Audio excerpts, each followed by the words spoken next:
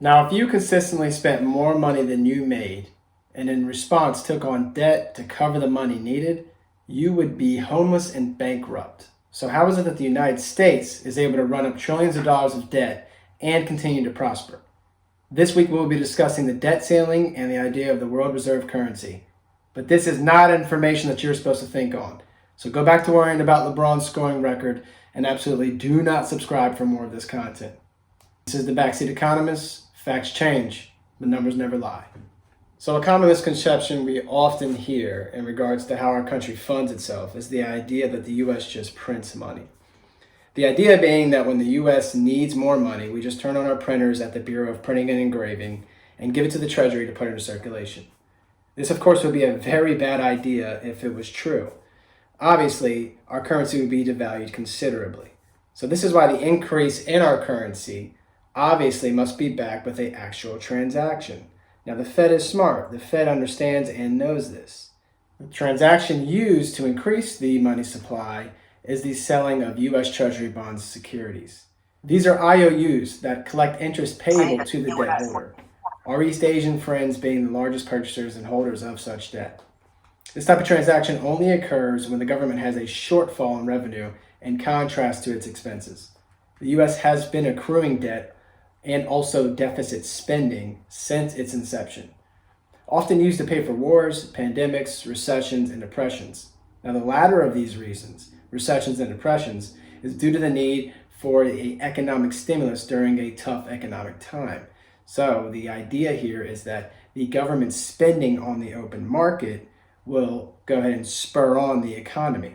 This works because government spending is actually one of the largest multipliers in our country's GDP. Unfortunately, if we were a business, we would be the owner, operator, and our biggest owned client. Deficit spending used to be reserved for getting America through unique economic times and is a very important tool in keeping our country solvent and functional. That is why in 1917 Congress passed the Second Liberty Bond Act. This imposed a debt ceiling on our deficit spending. Contrary to popular belief, this was actually implemented to actually allow the country to borrow with more ease and less red tape. You see, before this act, every bond issued had to be legislated over, and therefore it made issuing debt a timely and very inefficient process, usually in a time that it was needed immediately. This made it so that as long as our country's spending was under the ceiling, there was no obstacle to issuing new debt. Because we have not run an actual fiscal surplus since the late 1990s, our debt has not been paid down and, of course, is being added on to annually. So that very casual story that you may be seeing in the news about the looming debt ceiling crisis is because we are quickly approaching yet another congressionally imposed limit on the amount that we can borrow as a country. Because we have already authorized and planned deficit spending of a minimum of $1.7 trillion, see the previous video in regards to the omnibus spending bill, we have actually guaranteed our arrival to the ceiling. Now, this is forcing the Federal Reserve to take quite some extraordinary action in order to allow us to remain solvent. And basically what they're doing is they're forgiving their own debts and freezing liabilities that would normally be payable so that they can go ahead and pay the other bills that would avoid a default. Janet Yellen, our Treasury Secretary, says she can go about doing this till about July before we just straight flat out have no other options.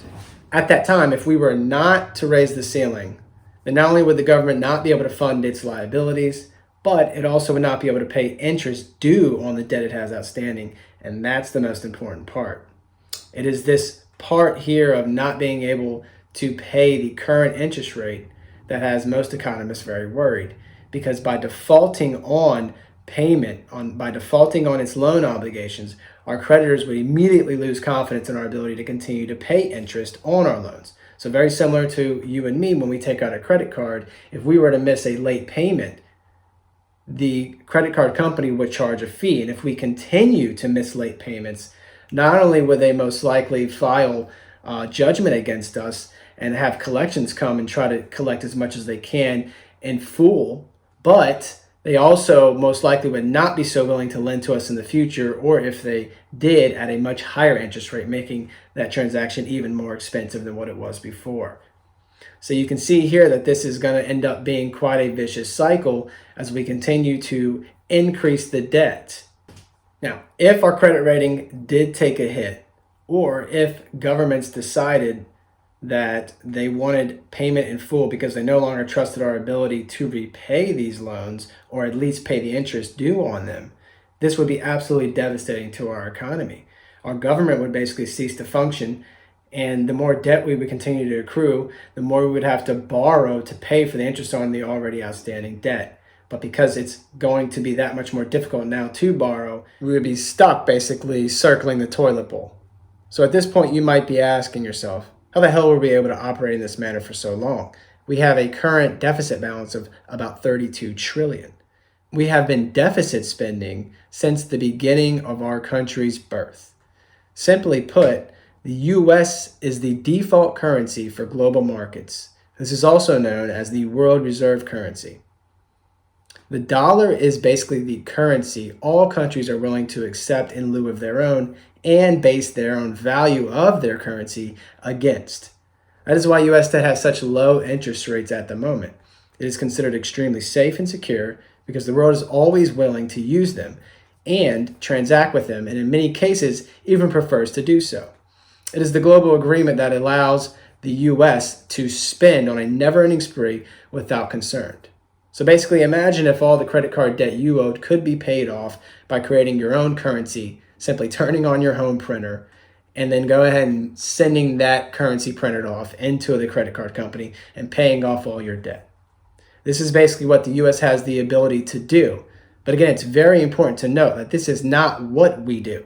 You could just print your own money, however. Why would you ever take out any line of credit anyways? Something to think about. I repeat, all debt at the moment is paid for by tax revenue and taking on more debt. Legitimate transactions. It would be a highly risky move to take advantage of being the world reserve currency by actually printing money without any transaction backing it. But because we know that this is a potential option if the debt liability gets too heavy, we spend in unchecked amounts every year, and we know that this option is in the back of our head as a failsafe. And that's it.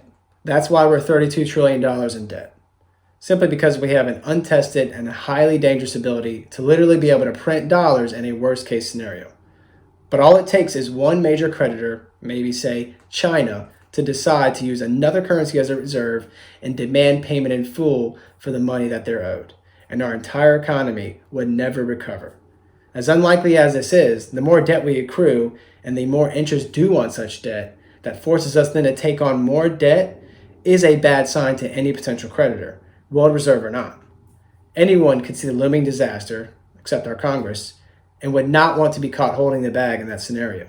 In other words, we are making an unlikely scenario more likely just a little bit every day. Most congressmen and women leave their political positions as millionaires, so we know why they are so keen to continue the debt climb. But every American citizen currently has a $93,000 bill per person that keeps growing every year if we were to split it up evenly. So the question is, why are we letting them? I hope the whole video is valuable, but if there's one thing I really want you to take away here, it's to end this long-running idea that the U.S. prints money. And I know why people believe that's true. A, they hear it a lot, but B, it's somewhat misunderstood what the Federal Reserve does. And what they are doing when they want to increase the money supply or when the government needs to remain solvent by having more money, they will take U.S. Treasury and securities and bonds and give them to foreign nations in return for money. So foreign nations are effectively investing in America, and they have many reasons why they'd like to do this. First and foremost, because of the security of doing such an action, right? If the Federal Reserve just printed money or the Treasury Department just printed money, we would have no debt. We would just be funding ourselves. That would be us printing money. And that would come with many, many dangers and many risks.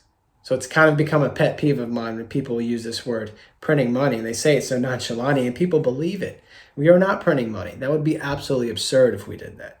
We have never done that. The only time we print money is when money is created based on a transaction, like us issuing securities and bonds that are interest payable.